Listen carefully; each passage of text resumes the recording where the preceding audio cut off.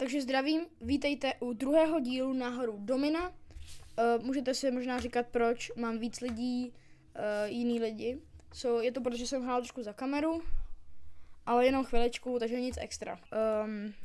Pitfight je za 4 dny a bitva za 6. Takže máme tady Octaviana, který pořád trénuje sílu. Můj plán je, až bude mít 250 síly, tak mu dám, aby trénoval něco jiného. Coleman chce jít pryč, ani náhodou. Jak jsem říkal, že bude mít 250, tak mu dám trénink útoku. A bude to můj defenzivní bastard. Researchuju Murmila class, což je tady ta věc. Má dvojitý meč a docela dobrý brnění, takže to bude hodně dobrý. Můžeme do pitfightu proti Griliusovi. Pošlu proti němu 3 moje nejlepší bojovníky, který mají nějaký brnění. Jaký Jonathan a Velizel by to měli potahat, ale kdo ví, třeba to potahá. No tak to nevím, kdo to, no tak jasně, že to potahali ty dva. Incialius vůbec neví, co se děje. No to nevadí. Ale vyhráli jsme. A dostali jsme nějaký peníze, no a není moc peněz. A další peníze. Vulči je nějaký randomák. A to je ten Murmil, vidíte tady. Můžu koupit dvojitý meč, což je hodně dobrý. Mám to rád. Máme docela dost lidí na 100 AI a máme souboj. Proti jednomu. Jonathan by to možná utahal. No ale riskovat to fakt nebudu, takže na to kašlu. Víno mu posílat nebudu, to je hrozně moc. To by bylo opravdu hodně vína. Pošlu Jonathana proti Vulčim, který má dvojitý meč. Ale není moc dobrý. Jonathan je prostě mnohem lepší. Uvidíme, co se teď stane.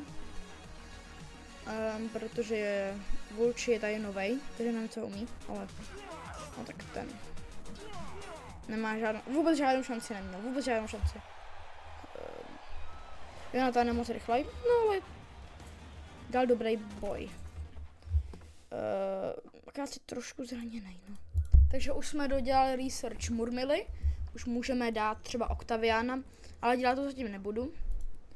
Je tady pitfight, takže jdeme na to. Tak nejdeme, protože nemáme dost peněz, což jsem se docela divím. Tak to je výhra, peníze máme definitivně vydělaný zpátky. A ještě nějaký navíc jídlo. Jednoho, tak asi tam pošlu velitele, protože já prostě tady ty nejlepší bojovníky neposílám nikdy do pitfightu od teď, protože jsem minule prohrál na nějakýho borce, který nic neměl, ale měl luk, jenom luk.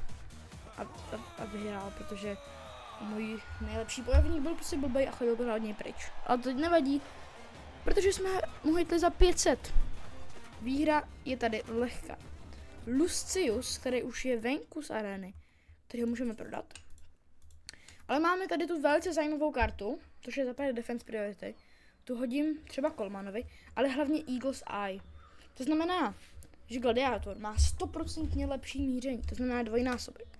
Pokud se tady prodává lučišník, což on se neprodává, ale můžu ho koupit a můžu z něj lučišníka udělat, tak to znamená, že budu mít lučišníka a tomu dám lepší míření.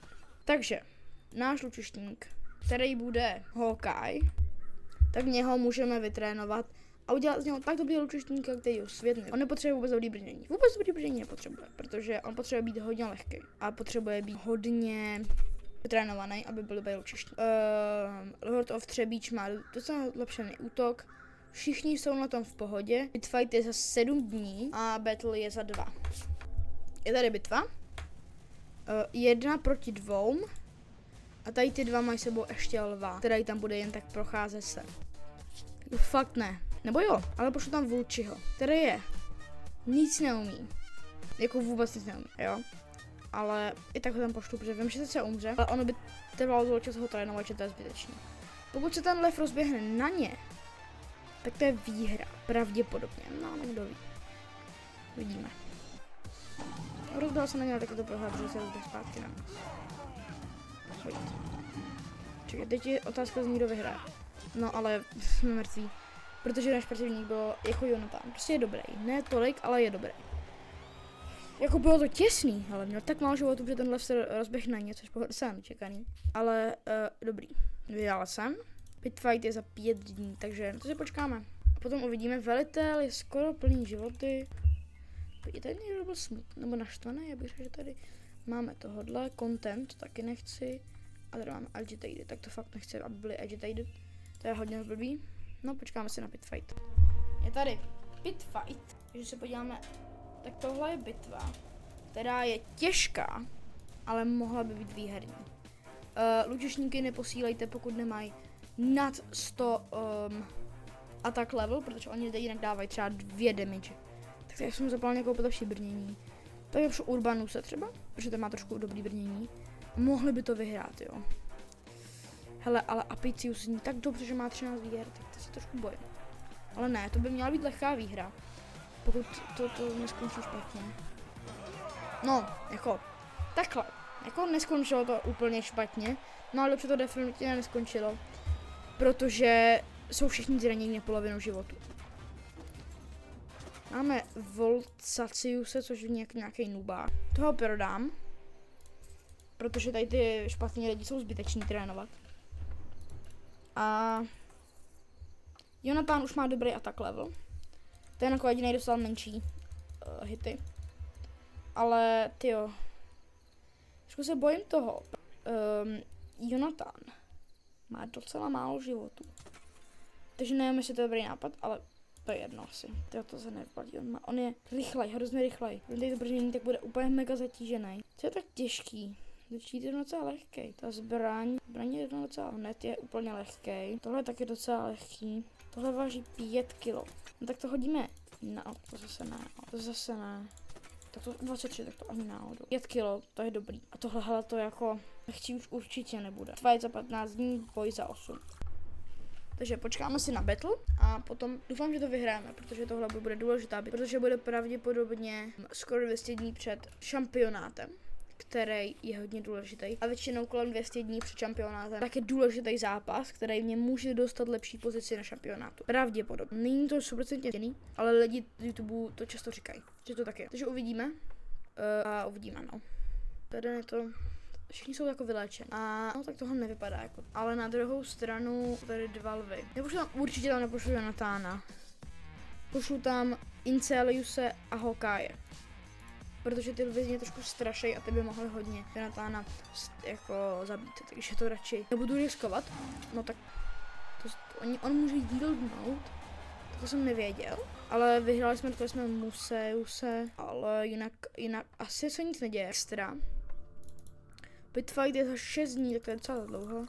Tyjo, chybí mi hodně peněz. Asi uděláme exhibition match, protože potřebuji trošku vytrénovat moje bojovníky. Nejsme to úplně nelíp. Koloman nemá tričko, ani brnění, ani nic na hrudi, takže to je docela nepříjemný, řekl bych. Takže doufám, že to bude příjemný. Až prohraje tak rychle. No, jakože, jako prohrál rychle, to neříkám. Ale dotkl se ho a to je trošku nepříjemný. Host temperament je docela šťastný. Jsem mu trošku zničil štít. Dostane nějaký armor. Je fakt jako bídný. A něco na to. Já to úplně na svou helmu, která se mi líbí. Nevím, jak jsem to řekl úplně divně, ale řekl jsem to. Nejlepší štít, co existuje. Octavian pořád trénuje, toho tam chci nechat, protože ten je docela dobrý. Jonathan pořád trénuje, Jonathan je prostě dobrý. A to je dobře, protože má dobrý skilly. Hodně dobrý. Weight training, to je tak strašně drahý, ale tak Vektor je hodně dobrá věc. Equipment Steward, proč ne? Proč ne? Další bitva za 12 dní, další pitfight za 2 dny, takže to je dobrý. Máme tady pitfight za den, takže počkáme. Máme tady pitfight, jdeme se tam podívat. Tam pošlu moje 2 skoro nejlepší, oni nejsou patný. Oni jsou docela dobrý, ale i tak se trošku bojím, že to nemusí úplně skončit dobře. Úplně krásně pro ně, úplně krásně. Tenhle je Retiarius, na to důvodu. Incelius je celou dobu Retiarius, já jsem to úplně zapomněl. No jako je Retiarius, no. Gladiátoři nějaký dobrý, 400 za decentně vytrénovaného evazivního Veliuse, což zní docela hezky. Velíta, jmenuje se Velius. Zní to krásně, ale já se teď nemůžu dávat a diskovat to, že umře hned. Jsou tady moje lidi. Hawkeye je na tom pořád docela dobře. Jo, tak to jsem fakt kupovat nechtěl. Právě to strašně drahý a právě jsem utratil čas, ale bylo to Octavian trénuje sílu, další bitva je 6 dní. A zatím vypadá hezký. Jídla a pití máme Zbytečně hodně. Palusů máme taky dost, zatím všechno v pohodě. A máme tady něco, co nebudu nikdy fightit, protože tam je tolik lidí, že tolik lidí ani nemám. Za jeden den je pit fight, tak na to si klidně počkáme. To je za chviličku. Zatím všechno v klidu, protože má sakra síťku. Měl pit fight, nemám dost peněz. Můžu prodat vodu a jídlo, což nevím, jestli je chytrý, ale udělám. Pontius, proti němu pošlu Inceliuse, našeho Retiariuse. Ty jména jsou neotravní v prase, ale jsou nutný, protože se věděli, o čem se děje. Co se děje a o čem se mluví. Incelius proti Pontiusovi, no, jako hitl si 2krát, ale neměl žádnou šanci, protože dával 44. I když pěstí, hele, ten, kdybych se ho mohl koupit, jeho bych určitě koupil, že takový gladiátor, nenajdeš jen tak na ulici, to jen tak nenajdeš určitě. Což samozřejmě nedává ani smysl, ale nenajdeš prostě. Nejlepší zbraň je drahá, strašně drahá, ale vyplatí se. Bitva za 14 dní a pit fight za 12. Jsem z ničeho nic dostal velice schopného gladiátora, který se bude se jmenovat Pompeius. A je sakra dobrý. Dostal jsem ho jen tak, ale je fakt dobrý. A bude to můj druhý dobrý gladiátor. Finally. No tak to je dobrý. Tak to je skvělý. Dobře, za 3 dny je bitva a máme našeho dalšího strašně silného gladiátora, který mu koupím lepší štít. Pit fight za 2 dny, doufám, že to dáme. Náš další, ten gladiátor je tak dobrý, to je fakt free gladiátor, který je fakt dobrý, silný a tak. Máme to tady. A ten je pit fight. Můžu tam dát 7 lidí. A já to klidně udělám. Ta série teďko může skončit. Já teďko můžu všechno prohrát. Protože tyhle můžou být strašně dobrý. Třeba tady ten Valens vypadá, že bude nejlepší na světě, ale tak to dám. A vyfajtíme. Prosím, ať to vyhraju. Tohle je bitva všeho a pokud prohraju, tak jsem všechno prohrál. A ztratil.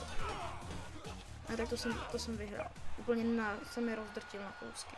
Všechny jsem je zničil. A vyhrál jsem. Všichni přežili, Pompeius má sakra málo životů. To jako má. Gladius bude zase nějaký Jouda. Proč si myslím, že někdo už teďko má něco zraněný, jakože nikdy nebude stejný. Lord of Třebíč a ten jako tady nebyl nikde. Takže nevím. Možná Incelius, ale tak to je docela blbý. No není to, je to v pohodě asi. Asi je to v pohodě. Sice zraněnou agilitu, ale to zvládnu. Proč tohle chci tak hrozně fajtit? Protože vím, že to nemám šanci vyhrát. Kolik mám vyhýbávání gladiátorů? Třeba, no jako docela dost. 15 gladiátorů. Tak to ne, to je moc, to nemůžu tolik dát na smrt. Pravděpodobně bych to prohrál. No, to by mělo být pro druhou epizodu ze hry Domina vše. Uvidíme se v dalším videu. Čauky.